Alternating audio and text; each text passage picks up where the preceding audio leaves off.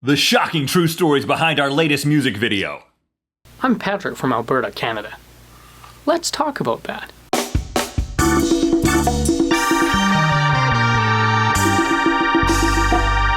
Good Mythical Morning! Today's episode is brought to you by Catulas.com, the guys with the goods. Including this, the official NHL goal light. It makes this noise when hockey Emergency? No, hockey players score goals. Do I need to call someone? It makes this noise, but you can have one that you remote control in your own home. For what? I guess if you score a hockey goal. Or in any other way. Get one at Catulas.com. Thank you for joining us today. It is indeed a mythical morning, even if it's not a morning when you're watching. It doesn't even matter. That's how mythical this is, people. Welcome to a very special edition of Good Mythical Morning. Now, this is not just an episode of Good Mythical Morning. This is also the behind-the-scenes video for our latest music video. My hair goes up. My hair goes down, down, down, down, down. This episode is really about showing you some things that you may have not seen or you may want to know more about from watching the video. So this is the first music video that we've shot since we've been out here in California. You know, going back to Fuquay Arena, North Carolina, where we shot all our music videos in the past, it was like we're the only guys in town shooting a music video. You know, but all of a sudden we're in this town where everybody's trying to shoot everywhere. You got to get a permit. If you go out to a park, you're supposed to have a permit because you might get shut down. So we kind of moved into this with a little trepidation. Well, so we decided to shoot in a park, and I don't think you're even now supposed to say what you just said, which is acknowledge that we know we need a permit. You know, what are you talking about? A permit? You need a permit? Right. We actually practice this. You know, if somebody comes up to us, you mean you have park, to have a permit? Good. That's much better. That's what we practiced. No, nobody tried to shut us down. So we were. I mean, it's just me, you, and Jason, and a camera, and sometimes a solar bounce. Yes, I call it. Well, the first thing that we had to do is there's a couple of scenes where we needed some other people. So we actually went out to, is it Balboa Park? Is that where we were? Yeah. Balboa Park, which is kind of in between our two houses, because we knew that there was some good scenery out there. And we needed two people to be in the video. The first person that we needed was we just needed somebody to look at Link while he was on the bench with his pointy ears. And there just happened to be this girl walking through the park at the time that we needed this scene. And so we said, "Excuse me, ma'am, it's a little creepy probably to have three guys come up to you and just start talking to you." She actually had a child with her too, which, yeah, you know, enhances probably the protective instinct of someone who's being approached by a stranger. But we pressed on. "Excuse me, ma'am, would you like to be in a video for the internet?" And of course she was like, "What?"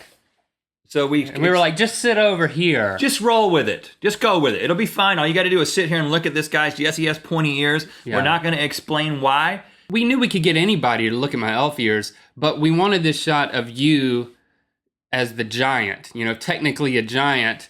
And we knew it had to be somebody short. And we'd shot all the shots we needed at the park, and we hadn't found anybody who was short enough. And we go back to the car and we're packing up everything. We said, well, we'll just go somewhere else. And then I didn't notice it, but there was a car parallel parked right behind us at the park as we were packing stuff up in the trunk. It was like the only other people left in the park when we were leaving. Rhett leans over to me and he says, "Look in the front seat of that car. There's two women, and they both look really short." Yeah, I mean, like really short. And it turns out that they were, and we only used one because they were holding a newborn baby, and we already had a newborn child, so we didn't ask, "Can we use you and your newborn?" There was definitely a language barrier, but she was happy to to follow our hand gestures and to smile and there was a language barrier, but I think her boyfriend or her husband spoke both Spanish and English, and so that it was being translated. That's there. Right. He showed up, but what they kept saying was, because Jason understands a little bit of Spanish, but he said what they were saying repeatedly was, "Who is this tall man? Who is this tall man?" That's what they were saying in Spanish, because they thought, well, this guy must be somebody who's going around getting pictures with short people, maybe for the world record book or something. So that worked out at the last minute. And not only did we use other people, but of course, we're operating on the cheap here, so we used our own children in a particular part. I've got two, you have three. It's hard to keep up with sometimes. Yeah, you trying to take credit for one of my kids? No, definitely not. You want to take over that would get very awkward. The bills associated with that. You're more than welcome. But we used my two and then your oldest two in the scene. We're going to show you a little bit more what happened during that scene of our kids. Right. So the ship is taken away, and then we wanted to get some safety shots of them being sad. So the direction was be sad. Lily, Locke, Lincoln, and Shepard. Lily, look right here when you look, okay? Think about when you broke your You're sadder, a little bit sadder. Lincoln, you got to get out of the shot, buddy. Look how bad you are. And everything, how bad you are. Everything. Look! Okay, I got it. And Locke, try looking at me. Look. Even sadder. No, not closing your eyes. Okay, Lincoln. Link, shake your head. You're sad, Lincoln. All right, Shepard, you look at that spot. Link, shake your head. Shepard, you're sad. Be sad. Shepard, I want you to make a really sad face. Like pretend that somebody just stole your Beyblade. Can you cry a little bit? Look up a little bit and cry. Don't smile. One more. Don't smile. One more, Shepard. Take my Sad. head in this? You can save your head, Link. It's said in the industry, since we're on the fringes of it, we hear murmurs that you shouldn't work with kids and you shouldn't work with animals. So I guess technically we didn't work with animals. We wanted it to appear that we were working with both. Now, first of all, the birds. I am fully, because this is YouTube and we know a lot about YouTube and we've been on YouTube for 6 years now. We know the type of comments We know that we're going to get this comment. You can totally see the strings. Special effects fail. I can see the fishing line. You guys suck at special effects. And you know what? You're right. And we're sorry. What? Hopefully, if That's the fun of if it. you're a mythical beast and you've been a mythical beast for quite some time, you understand our sense of humor and you know that you see the fake birds and the string on purpose. Hopefully, I didn't even need to explain that. So just pretend that I didn't even say that and you got the joke anyway. Or maybe we should just put an annotation that says, watch, you know how people say, watch in high quality. We should put one that says, watch in really low quality. And you won't see the fishing line? You won't see the fishing line pulling the ship or any of the birds. There was a lot of utilization of fishing line in this one. We pulled the boat with a fishing line and we held up all the birdies. We totally blew our budget on fishing line. Talking 79 cents. They're a lot harder to gather. I like the fact that they all flew in a formation, but they're a lot harder to gather than you would anticipate. So it's tough to grab 4 birdies and bring them into your hands and then kiss them, as I did. It's tough to film that without laughing and just shaking a whole lot. And we didn't just work with our kids, fake birds. Link had an opportunity to work with someone else's baby. I'm an official baby handler now. I'm like a baby whisperer. I've had 3 of my own. Give me a break here. I was actually encouraged because the mom, these are friends of our family. We knew that they had a baby that was just a few months old, so we were like, let's use that baby. Lucius is his name. And we were really encouraged when Leah just brought the baby out, gave him to us, and then waited about 20 minutes and then kind of thought everything's okay, and then she went back inside. And that's when I start putting the baby behind my head.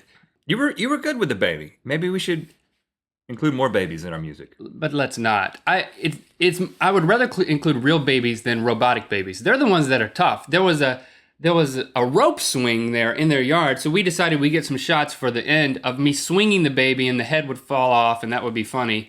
But it quickly dawned on us that something about this rope was not appropriate to put a baby in and swing in the music video. So this didn't make the cut. It looked like a noose. I think at some point maybe it had a tire on it or something. That would have been more appropriate if there was a tire, but I think the tire has fallen off.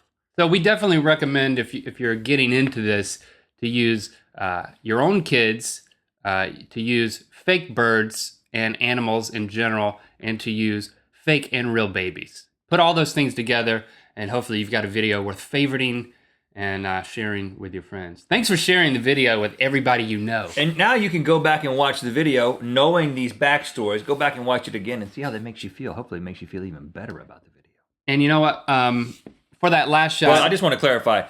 Link didn't actually dive down a waterfall. I know it looked very real. Yes. And I didn't actually get shot into space, which I also know was very convincing. Okay, I'll admit it. I used Photoshop. Really? Yeah. And what I'm going to do is, for you community members, you can become a member at RhettandLinKommunity.com. You can download the image that you can Photoshop, and we'll also give you the instrumental version of the song. So you guys can do whatever you want with that. Upload it to the community, post it on Facebook, what have you. We will see it, and we will love you for it. Make whatever you want. using the paper doll versions of us and or the instrumental of the song. And thanks for watching the behind the scenes video. We're going to get ready we're going to end this episode here. This is the way we end every episode. For those of you who are new to Good Mythical Morning, we spin the wheel of mythicality that determines how we're going to end the episode. You can suggest how you want us to end episodes, and then we'll use it to end an episode.